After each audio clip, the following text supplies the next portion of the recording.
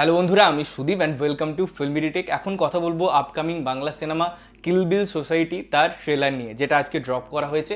এটা সৃজিত মুখার্জির পরিচালনা এবং মুখ্য চরিত্রে অভিনয় করছেন পরমব্রত, আছেন কৌশানী। তো এই পার্টিকুলার ট্রেলারটা আমার কেমন লাগলো? দেখুন, সৃজিতদার না একটা প্যাটার্ন হয়, একটা ট্রেলার কাটার একটা ধরন হয়, এবং বারবার আমরা সিনেমা নিয়ে বহুত ক্রিটিসাইজ করি, আমরা সেগুলো নিয়ে বিভিন্ন দিক আলোচনা করি, বাট খুব কম সময় হয় যখন ট্রেলার আমাদের ভালো লাগে না।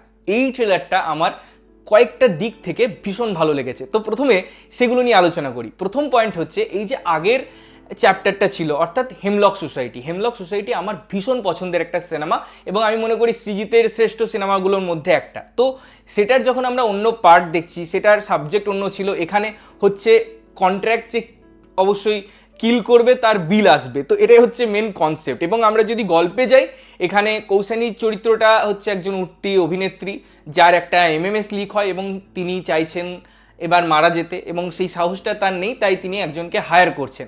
সেখানে পরমব্রত আসছে, তার ক্যারেক্টারের নাম হচ্ছে মৃত্যুঞ্জয়।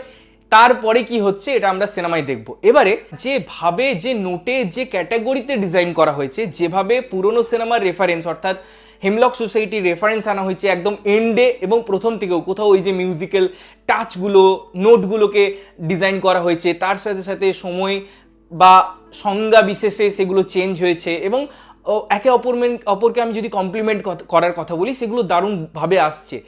এবং পরমব্রতকে তো এখানে ভালো লাগছেই।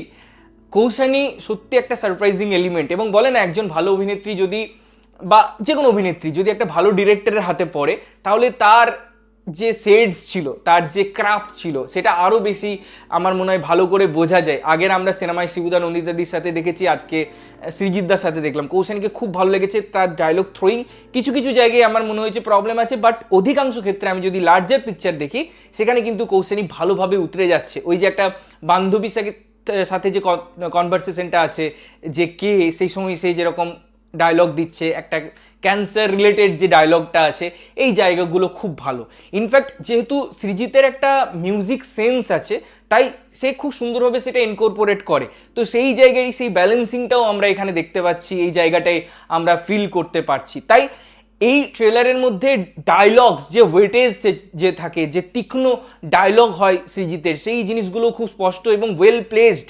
একটা ট্রেলারে ডিজাইনিংয়ের ক্ষেত্রে কোথায় আমি প্লেস করবো সেটা খুব ইম্পর্টেন্ট, কারণ একটা রিদমিক জার্নিতে বা একটা মিউজিক্যাল ট্রিটমেন্টে বা এই ধরনের সাবজেক্টে কোথাও গিয়ে মোনোটোনাস ফিল না করানো, সেখানে ডায়লগসের জায়গা আছে, সেখানে মিউজিক্যাল ব্লক আছে, এই প্রত্যেকটি জিনিসের খুব সুন্দর সিঙ্ক হয়েছে বলে আমি মনে করি, যেটা এই ট্রেলারটাকে একটা অলংকার দিচ্ছে। তবে এই ট্রেলার নিয়ে আমার কিছু বক্তব্য আছে। প্রথমত, যে আমাকে ক্যামিও এই জিনিসটাকে একদম ট্রেলারের মধ্যে নিয়ে চলে আসা অপ্রাসঙ্গিকভাবে, এটা আমার ঠিক ভালো লাগেনি। অঙ্কুশকে দেখাতে হবে বলে দেখিয়ে দিয়েছি 2 সেকেন্ড, মানে ওই যে লেন্থটা ছিল সেখানে 2 সেকেন্ডের হয়তো কিছু ফাঁকা জায়গায় পড়ছিল, তাই ওই সিনটাকে পুট করে দেওয়া বা ইনকর্পোরেট করা, এরকম একটা ফোর্সফুল ট্রিটমেন্ট বলে মনে হয়েছে, যেটা দরকার ছিল না। কিছু কিছু জিনিস হয়তো নিউজে আগে চলে আসে, বাট আমরা ওই সারপ্রাইজটা সিনেমায় রিভিল হতে দেখতেই বেশি পছন্দ করি, এবং আমার মনে হয় সেটাই দরকার। এই একটা অভিযোগ আমার এই ট্রেলার থেকে আছে। সেকেন্ড, কিছু কিছু জিনিস না হয়তো আমি বুঝতে পারছি অ্যাজ অ্যান অডিয়েন্স, বাট ডিরেক্টরের পার্সপেক্টিভ, তার মধ্যে কত গভীরতা আছে, সেটা যদি রিভিল না করে দেওয়া হয় না ট্রেলারে, বেটার হয়। এই যে মৃত্যুঞ্জয় ক্যারেক্টারটার নাম, এটা দুটো পার্সপেক্টিভ হতে পারে আমার মতে। একটা, মৃত্যুঞ্জয় নামের যদি আমি আক্ষরিক অর্থে যাই, যে মৃত্যুকে জয় করেছে। এবারে দেখুন, এই ক্যারেক্টারটার ক্যান্সার আছে, এটা আমাকে অলরেডি বুঝিয়ে দেওয়া হচ্ছে। তার গেট আপটা, মাথায় টাকলা বা কেমোথেরাপির আগে বা এরকম পরে যেরকম হয়, সেই জিনিসটাকে আমরা জানতে পারি। বাট যখন আমরা সিনেমাটা দেখছিলাম, কতজন জানতে পারতো?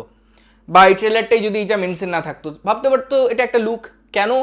তার অবশ্যই একটা মাথায় আসতেই পারতো, হ্যাঁ ক্যান্সার, অন্য কারণে তার মাথায় আসতে পারতো, বাট এটা হিন্ট করে দেওয়ায় না, ওই সাসপেন্সটা নষ্ট হয়েছে। এবং আমি যেমন মৃত্যুঞ্জয়ের কথা বলছিলাম, এটারও আবার দুটো পার্সপেক্টিভ হয়। একটা, সে হয়তো মারা যাবে, কিন্তু মারা যাবার পরেও তার কাজ হয়তো তাকে জীবিত রাখবে। এই যে একটা কনসেপ্ট আমরা বারবার বলি, যে কাজ এমন করো যাতে তোমার মারা যাওয়ার পরেও তোমার নাম লোকের কাছে বা লোকের স্মৃতিতে থাকে। হয়তো এন্ড নোটে এটার একটা খুব সুন্দর টুইস্ট থাকতে পারে, খুব সুন্দর লেয়ার থাকতে পারে এই ঘটনাটার, বাট এই নামটার একটা জাস্টিফিকেশন থাকতে পারে। সুতরাং বোঝাই যায়, যেহেতু পরমব্রত লিড, তার নাম যেহেতু মৃত্যুঞ্জয়, তাই এই ক্যারেক্টারটা বা সেডসটার না অনেকগুলো দিক হতে পারতো, অনেকগুলো মোড়ক হতে পারতো, সেটা না কোথাও গিয়ে একটা সারপ্রাইজিং এলিমেন্ট হতে পারতো আমাদের জন্য সিনেমার ক্ষেত্রে, সেটা ডিস্টার্ব করে দিচ্ছে ওই রিভিলটা এই ট্রেলারের মধ্যে। আদারওয়াইজ ট্রেলারটা কিন্তু ওয়েল ডিজাইনড, অবশ্যই সিনেমাটা দেখার প্রতি আকর্ষণ আমাদের জাগাচ্ছে এবং আমি বেশ এনজয় করেছি, থরলি এনজয় করেছি।